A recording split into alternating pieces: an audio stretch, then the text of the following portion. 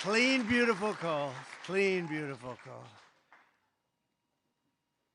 We love clean, beautiful coal, don't we, Doug? Huh? I'm thrilled to welcome to the White House the men and women who light our cities.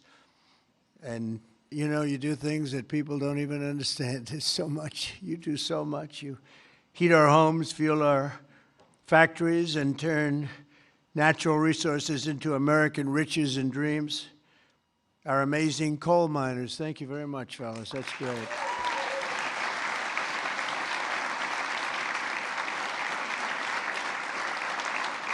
And I know you well. I know you well. I think I get about 97% of your vote.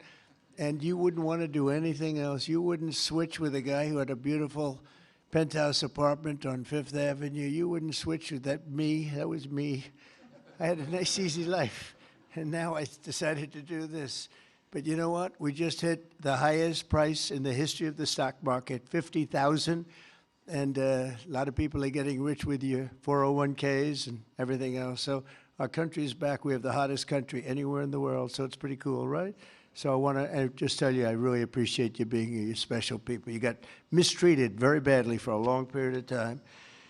But you've never had a better friend in the Oval Office than me. And I'm proud to officially named the undisputed, when did this come out, Mr. Speaker? The undisputed champion of beautiful, clean coal. We have to proceed. Always, I don't use the word coal. You know, it needs a PR job because it had a bad reputation for a while.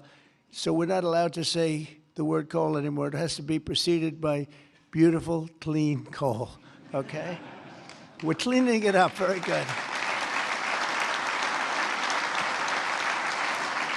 And we're delighted to be joined by Secretary Doug Burgum, who's done a fantastic job from the great coal mining state of North Dakota. And thanks as well to Speaker of the House, Mike Johnson, a fantastic guy who's doing a great job. Thank you, Mike. EPA Administrator Lee Zeldin. He's our secret weapon. He's getting those approvals done in record-setting time. True. Great Senators John Barrasso and Jim Justice. Thank you very much for being here. Hi, Jim. Been a long time, Jim. You're looking good. Shelley Moore Capito. Thank you, Shelley. Thank you very much, Shelley. Marsha Blackburn, Bill Haggerty, Ted Budd, John Husted, Bernie Moreno, and David McCormick, all here. Great senators, every one of them. Great senators, representatives of the House. Jim Baird, Troy Balderson, Andy Barr, Dave Taylor, Warren Davidson, Troy Downing, Morgan Griffith, Brett Guthrie, Harriet Hageman, Mike Kelly, Dan Muser, Scott Perry, Carol Miller, Dana Harshberger, and Riley Moore. Boy, that's a good group of people. We have some others in here, too, and I'm not going to say it's just too many. Don't get angry at me. I'll never get their vote again. It's very dangerous. I also want to thank the president of the Washington Coal Club, Michael Day, CEO of the National Mining Association, Richard Nolan, along with many of the greatest business leaders in this powerful industry and a great industry it is. But of course, the most important people here today are those who get their hands a little bit dirty to keep America running at full speed, our frontline coal workers, and I'm pleased to report that in the first year of my presidency, real wages for the typical miner increased by more than $2,200. I'd say that's pretty good, right?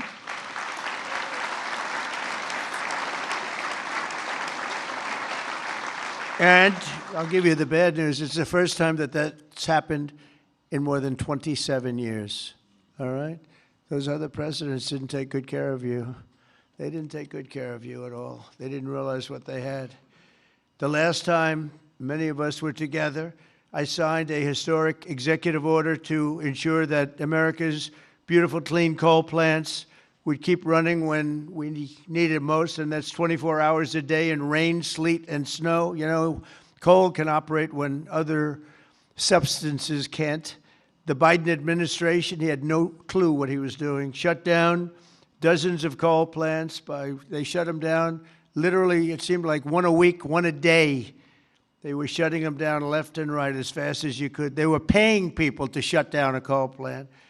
And if we had stayed on the ruinous path, we would have seen mass suffering and rolling blackouts all over the country. We would have had blackouts right now all over the country. We would have had a country that, worse than blackouts, every other thing would have been wrong with it too, with all of the horrible things that took place at our border. And right now our border is 100% secure. First time in the history of our country, actually. And you see it all the time. So instead, when large parts of our country were hit with winter storms, it was coal that kept the power on, and it was coal that never was bothered by cold weather, warm weather. It's never bothered by anything. It just keeps on chugging, right?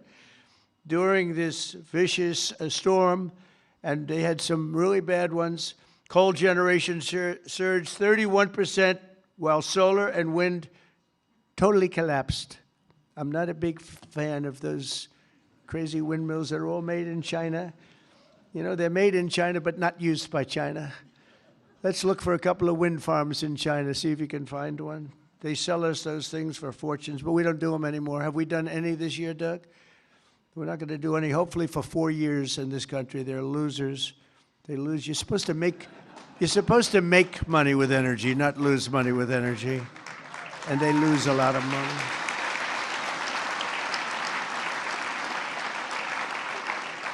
And by the way, they're all over Europe, and you know, I was recently there, and it's not recognizable what they've done to their beautiful fields and those beautiful, beautiful scenic areas, and they put those wind turbines all over the place, and they're chugging, chugging, chugging, not doing a damn thing, except every time it goes around, it loses a fortune. It's horrible. They've lost their way. Not recognizable. And then I wonder why they don't like me over there, but you know who likes me over there? The people like me over there, I can tell you, because they know I'm right. More than 200 million Americans across 35 states were impacted by the storm, and the only reason most were able to take a hot shower was thanks to the power provided by the most reliable, dependable, and really dependable form of energy that we have, and that's clean, beautiful coal. Biden and the radical left wanted to abolish coal. They did everything they could, everything possible. But on day one of this administration, I ended the war on coal. We terminated the Green New Scam, and we withdrew from the unfair, one-sided Paris Climate Accord. That was another beauty we had. We paid $1 trillion. Nobody else had to pay 10 cents. Already I've saved 74 coal power plants from crushing restrictions and closures that would have been forced to shut down in the very immediate future. And today I'm proud to announce that the Tennessee Valley Authority is taking action to save 2 major coal plants in Tennessee. Tennessee Valley Authority.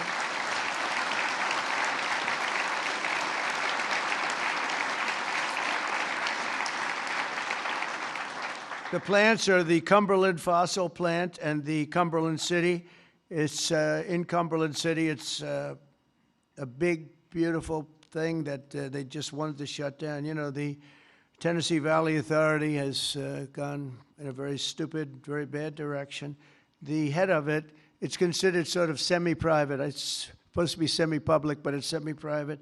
It's the highest paid government-type official in history. I think they pay them $10 million a year. They're paying them $10 million. I think the Speaker of the House wants to resign and head the Tennessee Valley Authority. And he could do a much better job, I can tell you that. Is that right, Doug? They pay him $10 million a year. Can you believe it? Well, Trump is on the scene now. We're going to make his life miserable. $10 million. I wonder what he got before he got that job. Probably making $150,000, right? And the Kingston fossil plant in Harriman, Tennessee, so they're going to remain open, and they're going to be vibrant. They're going to be improved, built up, and continue to do all the things that they do. These 2 plants were slated for termination, but we're going to save over 450 jobs by keeping them going and going strong. In addition, I'm directing the Department of Energy to issue funds to coal plants in West Virginia, Ohio, North Carolina, and Kentucky to keep them online and keep those plants open. Right, Jim?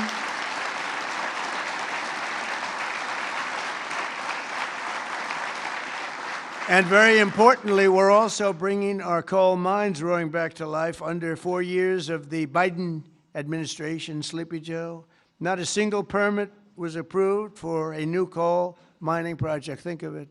4 years, not one permit. They were all being disapproved, actually. So not a single permit was approved. I didn't know that. But in 1 year of Trump, we've already approved over 70 permits for very big, very powerful mines that are going to be with us for many, many years to come. And we did that over the last 30 days. We did more than half of them because we have the system going now. It's a very reliable source, great source. If you look at some of the most prosperous places in the world, they run on coal. Since I took office, coal production is up by nearly 4 million tons a month after falling for decades. I mean, literally decades. Coal power generation is up by nearly 15% in my first year, and that number is going to be about 25 or 30% this coming year, at least. These pro-American energy policies are bringing energy prices way down. You see what's happening even with gasoline. I was in Iowa